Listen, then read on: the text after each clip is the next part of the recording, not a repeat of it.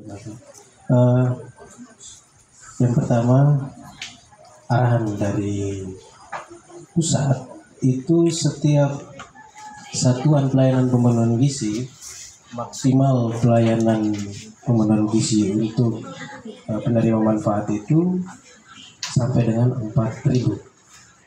Jadi kalau lewat dari 4.000 itu sudah bukan menjadi tanggung jawabnya Badan Gizi Nasional, tapi yang ditargetkan adalah 4.000 pelayanan. Kemudian berkaitan dengan Satuan Pelayanan Pemenuhan Gizi SPPG Dona, kita ini awal runningnya itu per 17 Februari 2025 sampai dengan sekarang itu kurang lebih sudah 64 hari efektif operasional, karena di hari libur ini kita masih terus bekerja, yaitu pelayanan terhadap ibu hamil, ibu menyusui, balita. Khususnya di Kelurahan Lokoboko, pelayanan kita 152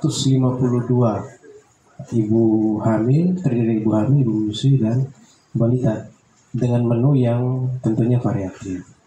Nah, ketentuan panduan pelayanan di hari libur ini juga ditentukan oleh bagian pusat sendiri. Kami mengikuti, kami sebagai pelaksana tentunya memaksimalkan pelayanan di tingkat bawah, karena bagaimanapun juga SPPG ini adalah representasi daripada BGN yang ada di pelosok-pelosok negeri, khususnya Kabupaten Ende dan Kecamatan Dona, dan juga ada di Kecamatan Ende Utara itu SPPG Ende Utara di Perwira.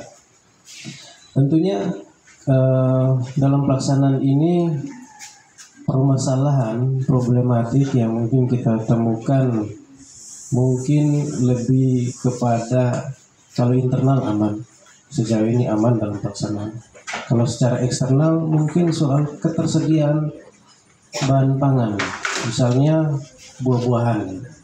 Nah, buah-buahan ini tentunya dalam sehari itu pelayanan kita dengan variatif 2.850 sampai dengan 3.115, tentunya akan kita menyesuaikan dengan buah itu. Tentu tidak bisa satu buah pisang, melainkan harus dibantu oleh buah-buah yang lain, misalnya pepaya atau semangka, apel, dan sebagainya. Nah, kita tidak bisa berpatokan pada satu buah itu. Kemudian yang berikut di perubahan data, misalnya data penerima manfaat. Contoh misalnya sekolah yang jumlah penerima manfaatnya banyak. Nah, kita tidak bisa kemudian menyamakan penerima jumlah itu disamakan, karena misalnya kelas contoh misalnya kelas 3 di saat mereka libur, tentunya kita hanya pelayanan kelas 2 itu bagi yang SMP dan SMA. Begitu juga penurunan penerima MBG, manfaat MBG itu tetap kami hitung dimaksimalkan memenuhi angka kecukupan gizi berdasarkan Undang-Undang Kesehatan. Nah, angka kecukupan gizi ini itu dimaksimalkan. Jadi sekalipun penerima MBG-nya naik dan turun, tetap angka kecukupan gizinya kita sesuaikan. Nanti di setiap satuan pelayanan pemenuhan gizi itu ada ahli gizi, ada akuntan. Nah, yang paling pertama, ahli gizi akan menyusun menu 10 hari efektif operasional. Jadi 2 minggu. Setelah itu baru dikonversikan pada nilai akuntan. Baru kita sudah tahu nih apa yang kemudian kita belanjakan, apa yang kemudian kita siapkan untuk pangannya. Jadi nanti bahan pangannya masuk, kita sortir, kita cek kesesuaiannya, dan kita lihat itunya bahan pangan yang sehat untuk diolah. Nah, selanjutnya baru masuk dalam proses pengolahan. ada tim persiapan, kemudian masak, lalu pembersihan, setelah itu distribusi dan pencucian open. Nah, setiap minggu kita selalu mengevaluasi secara berkala. Evaluasi secara berkala, apa yang menjadi hambatan-hambatan segala macam, ada laporan kita laporkan ke pusat sebagai masukan dari daerah.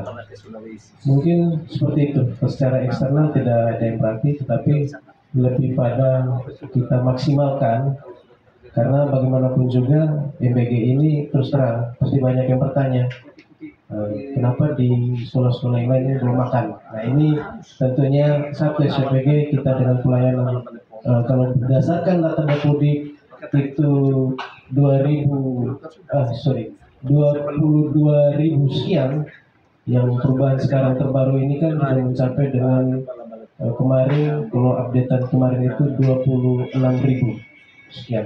Itu data Dapodik, belum ibu hamil, belum menyusui balita. Tentunya dimaksimalkan untuk akan ada penambahan, karena bagaimanapun juga ini program super prioritas Bapak Presiden, dan kita akan maksimalkan itu, tapi nanti melalui kemitraan-kemitraan yang lain. Mungkin dari saya sekian dulu. Di Kecamatan Dona kita ada 2.285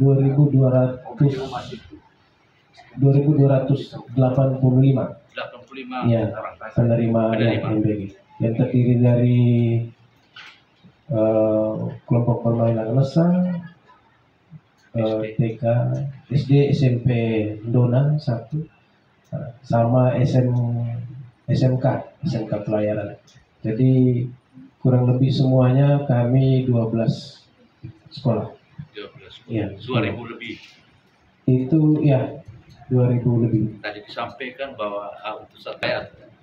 Kalau yang berkaitan dengan itu, tentunya yang pertama dengan 2.000 lebih itu data per kemarin, karena perubahan karena yang libur ya, kelas 3 libur, kelas 6 libur, kemudian ya kami menyesuaikan.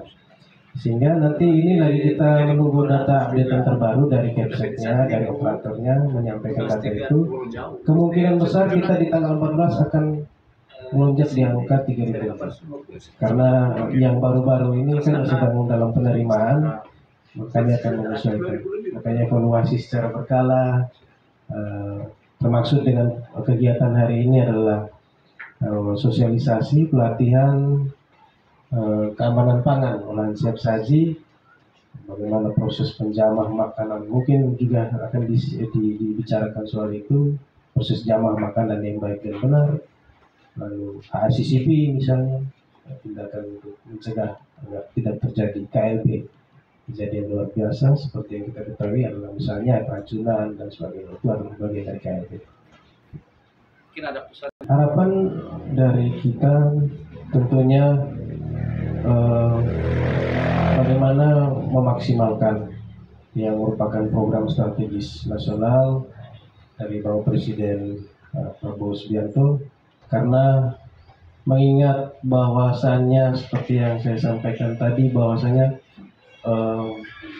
dengan evaluasi yang panjang, pemenuhan gizi nasional kita baru mencapai di angka 30%, dan tentu ini yang mesti menjadi tanggung jawab bersama, dan kita sebagai garda terdepan hadir menjawabi apa yang menjadi masalah terkait dengan pemenuhan gizi itu sendiri. Nah, karena itu harus dimulai sejak dini, misalnya dari ibu hamil, ibu menyusui, balita, sampai generasi itu anak itu dia sekolah, TK, SD, SMP, SMA. Nah, itu negara hadir untuk memberikan pemenuhan gizi atau ketahanan gizi nasional. Pak, dari bisa minta nama, Bu? kita nama yang